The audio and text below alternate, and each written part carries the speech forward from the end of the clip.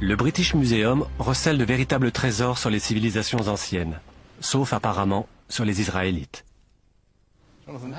Jonathan, je viens de parcourir le musée et je n'ai pas vu grand-chose concernant la grande histoire de l'ancien Israël.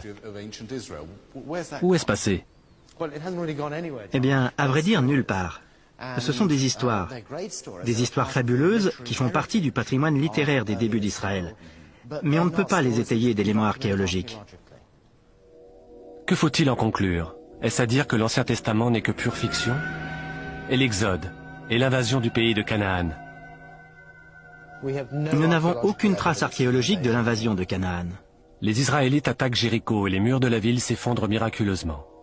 À cette époque, Jéricho n'était pas défendu par une muraille. Ils massacrent les habitants, puis s'en vont détruire d'autres villes. À ce moment-là, la plupart des villes citées n'étaient pas occupées. Et ils prennent possession du pays de Canaan. D'après moi, les Israélites étaient des Cananéens. Pour retrouver des traces de Josué, il faut donc examiner les vestiges du XIIIe ou du XIIe siècle avant notre ère. Le problème, c'est que Hamden Taha n'en trouve pas le moindre. Nous nous trouvons sur une structure d'adobe datant d'environ 1600 avant Jésus-Christ.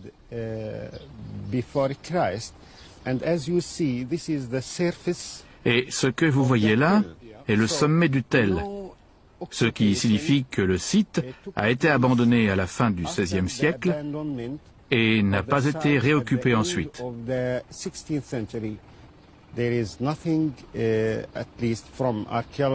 Rien n'indique, du moins du point de vue archéologique, que le site était habité à l'arrivée de Josué, contrairement à ce que dit la Bible. Mais l'autorité palestinienne, responsable de ces fouilles, a également besoin de touristes. Aussi, on ne dit pas trop fort qu'ici aucun miracle n'a eu lieu. C'est merveilleux. Je suis venu d'Australie et me voilà sur le site de la Jéricho de l'Ancien Testament. C'est incroyable. Regardez de l'autre côté du Jourdain, imaginez les enfants d'Israël traverser le fleuve et marcher autour de la ville. C'est très plaisant pour l'âme. Est-ce qu'on visualise facilement la scène quand on connaît bien les textes? On imagine la multitude traversant le fleuve? Je les imagine bien, oui. Se tenir comme ça sur l'autel, c'est incroyable. Se dire que ça s'est vraiment produit. Au XIIIe siècle, époque à laquelle nous datons l'Exode et la conquête israélite, s'ils ont eu lieu, cet endroit n'était absolument pas habité. Mais voilà le vrai miracle. Josué a détruit un site qui n'existait même pas. Aujourd'hui, presque tous les spécialistes, aussi bien de la Bible que de l'archéologie, admettent que Jéricho ne peut pas avoir été détruite par les Israélites arrivant d'Égypte. Cette histoire ne colle pas. Le livre de Josué cite 12 villes cananéennes décimées par les Israélites. Mais aujourd'hui, les archéologues affirment que sur ces 12 villes, 11 étaient soit inhabitées, soit intactes. C'est donc une toute nouvelle version de l'histoire qui se fait jour. Les Israélites ne sont jamais allés en Égypte. Ce n'est pas une réalité historique. C'est une légende, une reconstitution réalisée aux alentours du 7e siècle d'une histoire qui n'a jamais eu lieu. Mais lorsqu'un journal national publie un article où Zev déclare que les Israélites ne sont pas venus d'Égypte, de nombreux Israéliens dépourvus de convictions religieuses s'alarment.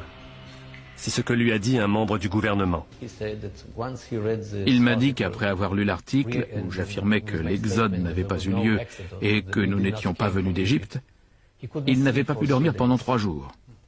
Et pourtant, c'est un laïc qui occupe des fonctions importantes au ministère de l'Éducation. Tout de même, quelque chose ne va pas dans l'histoire de la Bible. Voilà que je découvre qu'à l'époque où les Israélites auraient fui l'Égypte pour entrer en Canaan, le pays était dirigé par Pharaon. Ce n'est pas ce que dit la Bible. Nous voici à Afek, un camp militaire à proximité de Tel Aviv. À l'époque de l'Exode, au XIIIe siècle avant notre ère, cet endroit était une garnison égyptienne. Les Égyptiens ne sont pas du tout mentionnés dans l'histoire, et c'est l'un des meilleurs indices indiquant qu'elle ne décrit pas la réalité du XIIIe siècle. Car s'il existait un élément important en Canaan au XIIIe siècle, à l'époque du grand Ramsès II, c'était bien l'administration égyptienne du territoire. Cet édifice était le quartier général égyptien. Du 15e au 12e siècle avant Jésus-Christ, pendant 3 siècles donc, l'Égypte a régné sur Canaan. Canaan était une province d'Égypte avec des administrateurs égyptiens sur place, en poste à différents endroits, dont ici. Donc, quitter l'Égypte n'aurait servi à rien. Aucun élément ne prouve que Josué ait conquis ce pays.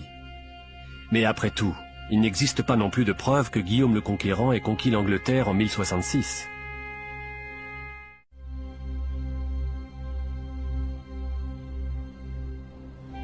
Aucun élément historique ne prouve que les Israélites sont arrivés ici depuis l'Égypte et ont conquis ce pays. Et aucune source autre que la Bible ne mentionne le grand royaume dirigé par David et Salomon depuis Jérusalem.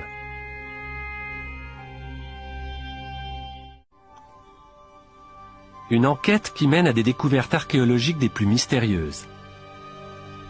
Certains spécialistes soutiennent que l'histoire des débuts d'Israël est un conte, ce qui signifierait que cette grande structure pourrait appartenir au monde du mythe et non à la réalité. Mais j'y viendrai plus tard.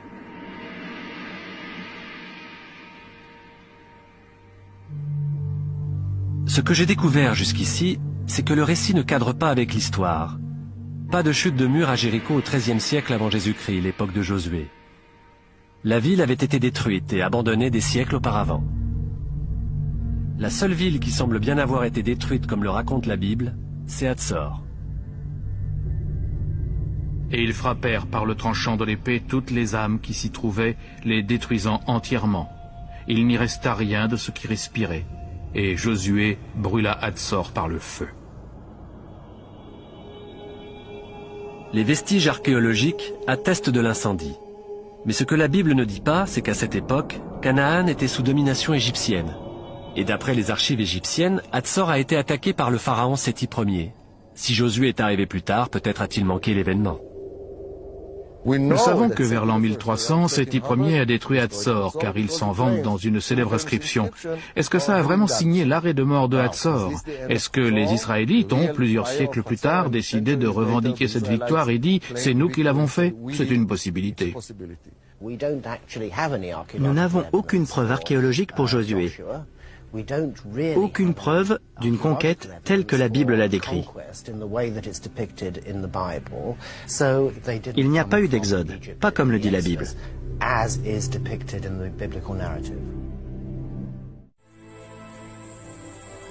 The evidence we've found